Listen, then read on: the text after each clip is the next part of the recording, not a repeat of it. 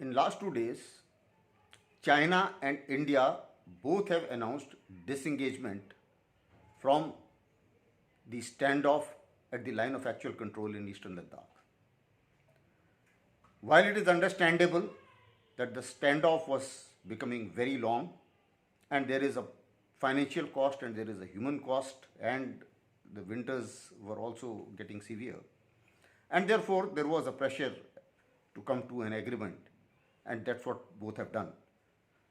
But the statements indicate certain things which need to be critically examined. As far as China is concerned, it's known to be breaking all agreements, and therefore if you critically see their statement of the spokesperson, they have kept disengagement totally Pyongyang-so centric, that is forward troops of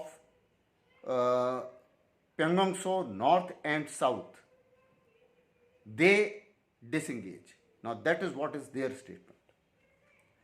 Today our defense minister, what he has spoken is that all troops go back to pre-April 20 position and the Chinese troops go back east of finger 8 and finger 4 is left to nobody. That means Indians also withdraw to finger 3. Now considering this, if you now examine, China's intention was to get us down from Kailash Hill at any cost. Now with this kind of arrangement, they will be able to get Indians out of Kailash range because that is forward troops, and they will have an option to come back again to the place where they were because the infrastructure is still in place. I do not believe as an analyst that they will destroy all the roads and all the bunkers and everything what they have made from finger 4 to 8. And therefore, with the mobilization advantage, they will always have an option to get back to where they were, having ensured that India moves out from Kailash range. Now Kailash range is important because strategically Chushul Valley can be attacked from Spangur Gap, and the build-up can take place south of Pyongyang-so, and their Maldo garrison is also threatened if we occupy the heights of Kailash range. And that is why it is strategically important. We should not give those Kailash range back unless everything has been settled.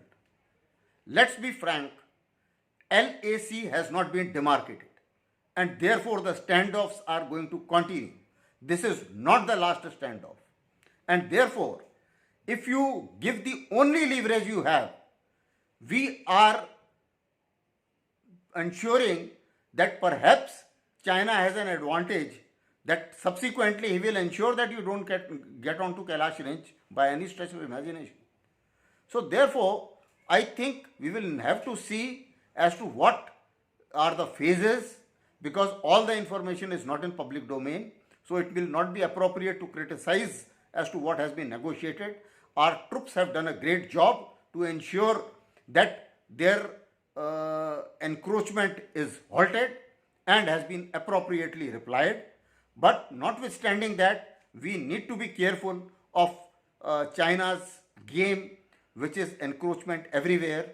They also try to increase the cost of encroachment for India by activating the entire line of actual control. They also have the plans to establish villages all across the line of actual control, which will amount to launching an infrastructure offensive. And we also should also be looking at perhaps giving some land to our frontline troops and the Ladakh scouts, the Arunachal scouts, people who are son of the soil, and all the security forces who hail from these regions to settle down there and ensure that no such encroachment takes place.